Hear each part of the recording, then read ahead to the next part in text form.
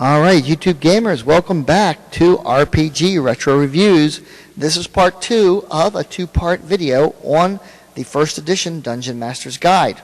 In the previous video, I discussed the first section of the Dungeon Master's Guide, and we ended with a discussion on alignment languages.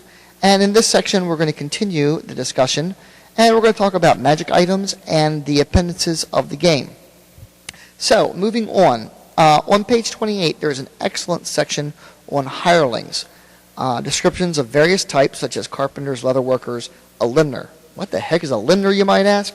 As it turns out, it's a hireling that can paint signs to create heraldic drawings and so forth. I didn't know that. Did I mention the Dungeon Master's Guide was also educational? The Gygaxian prose will definitely add to your vocabulary. Under the limner is one of my favorite hirelings, a link boy. The description reads, a link boy is a torch or lantern bearer.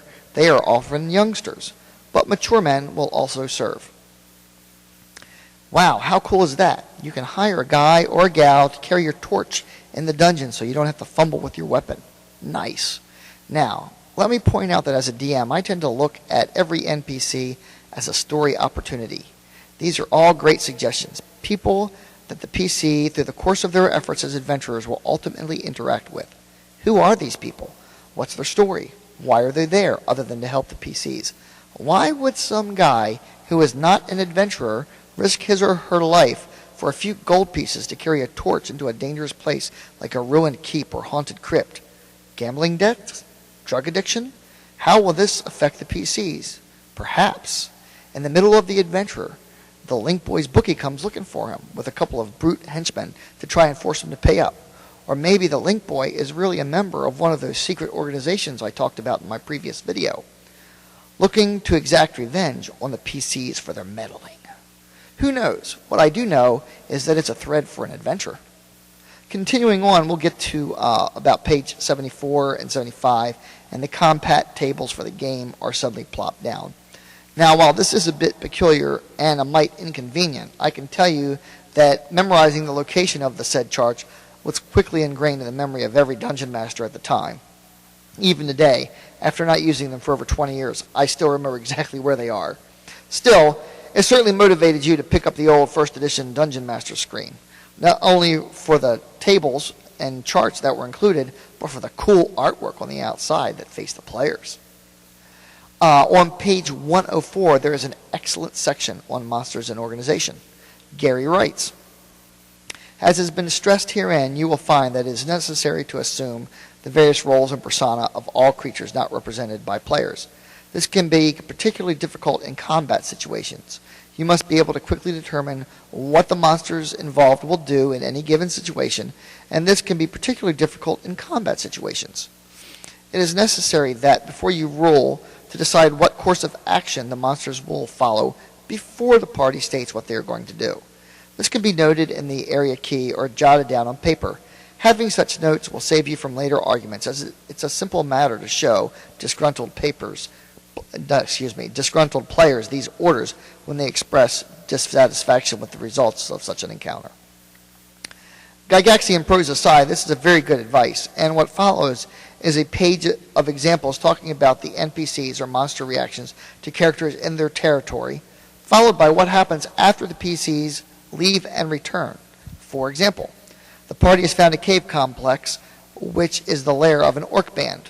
In situation 1, the orcs might have a warning device, a drum, horn, gong, or bell, available for use by guards posted at the entrance to the lair.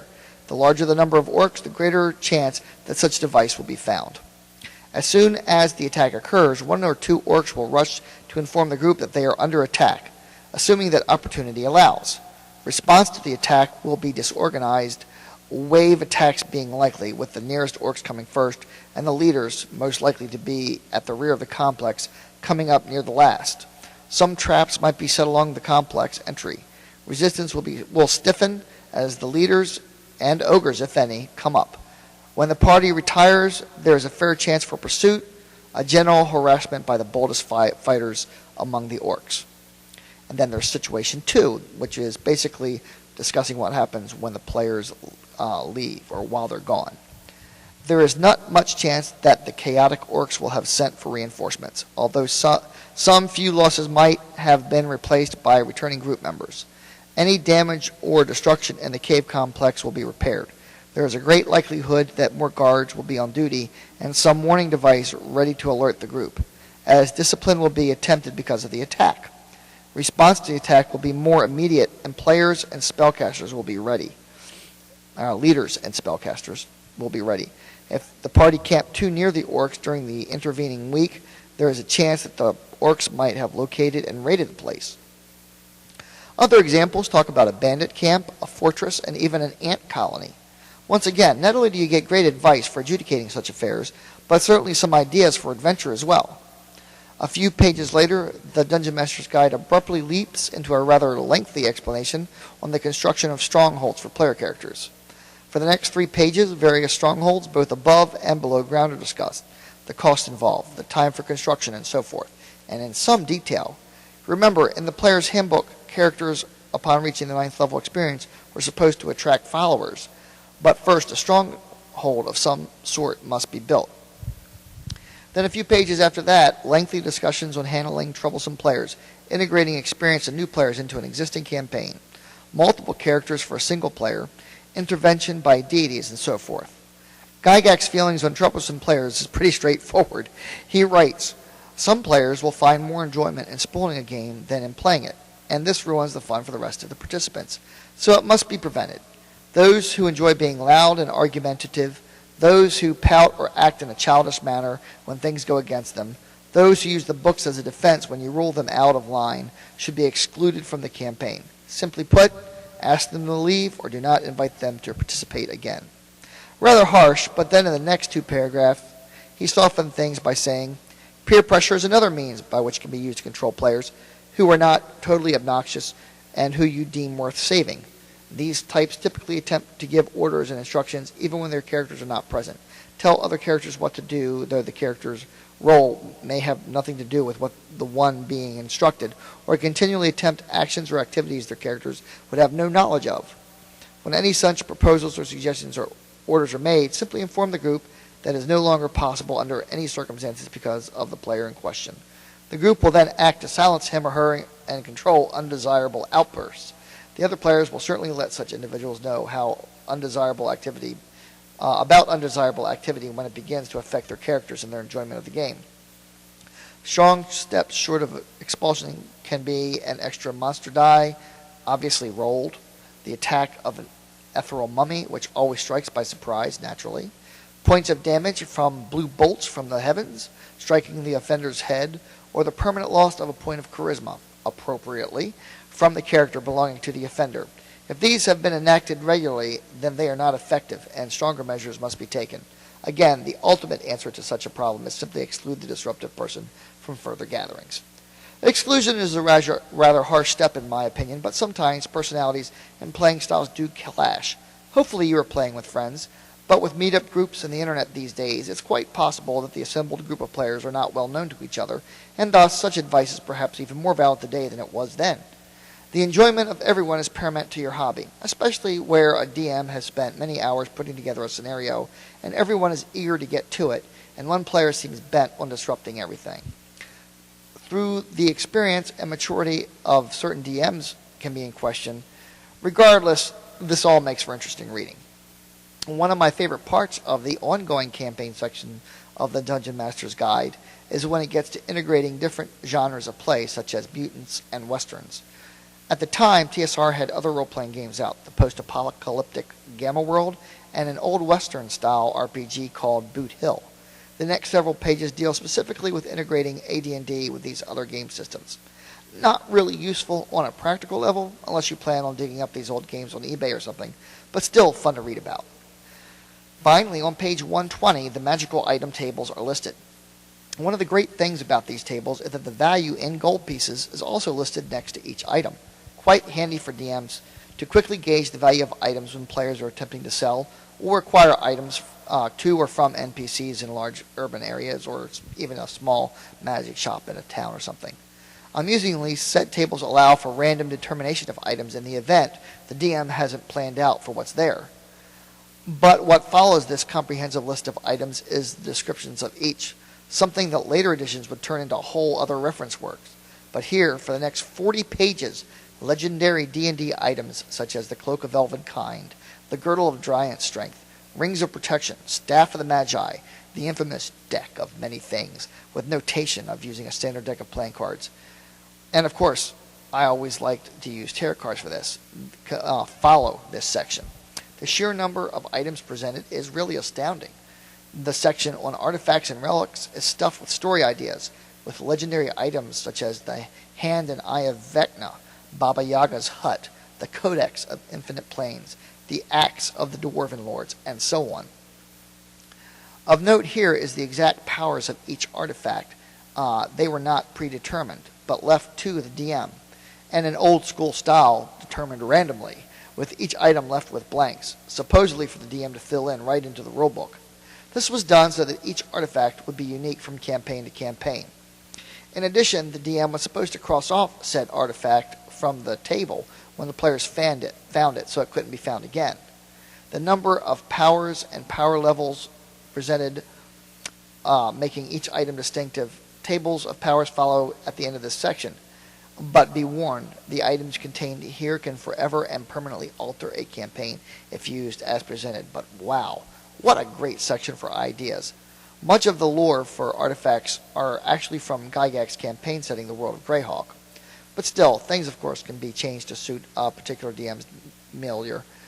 But this section is rife with ideas. For example, the description of 29 major artifacts and relics are presented.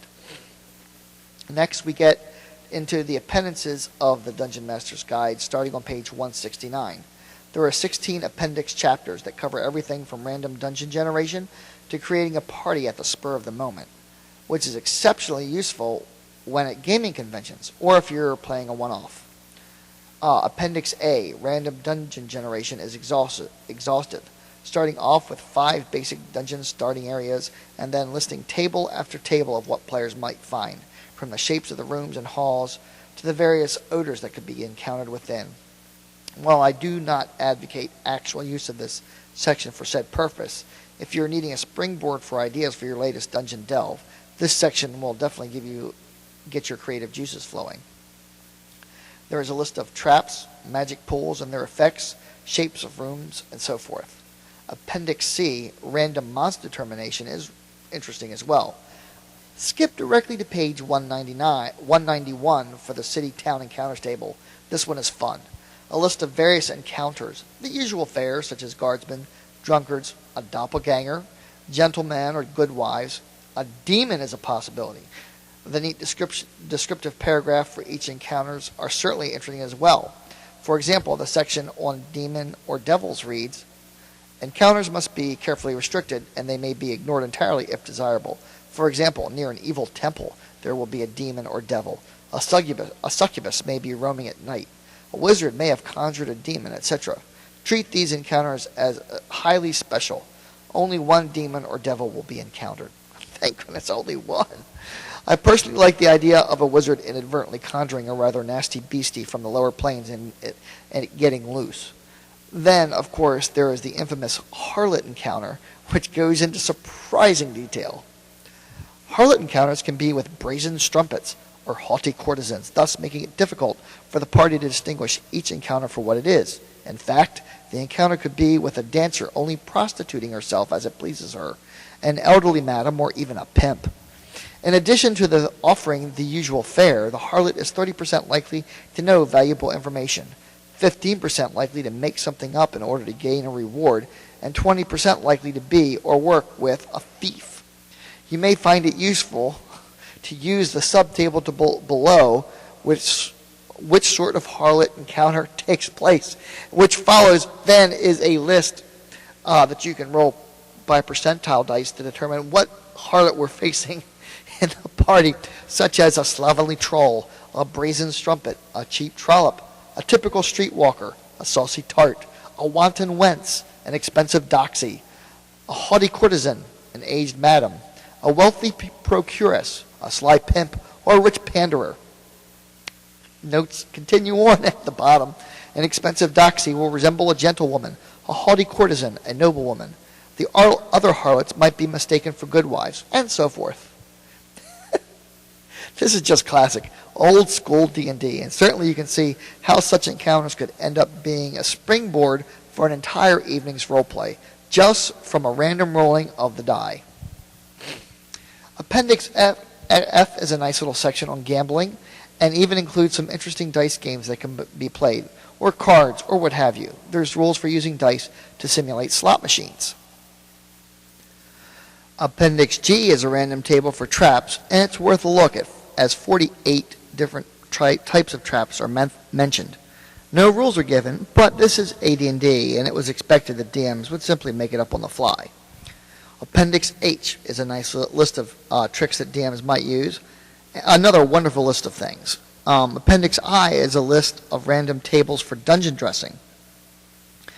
Appendix J is a rather large 2-page list of herbs, spices, and medicinal vegetables and their possible uses, and so on. As you can see, regardless of what edition of Dungeons & Dragons you are playing, there is definitely something to be found in the first edition Dungeon Master's Guide that other editions simply don't offer or don't present in quite this way.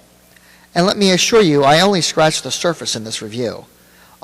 Acquiring a first edition Dungeon Master's Guide is relatively simple, as they appear on eBay quite frequently, though the price can vary from as little as $10 US to as much as $50 depending on the number of the printing and the condition of the book.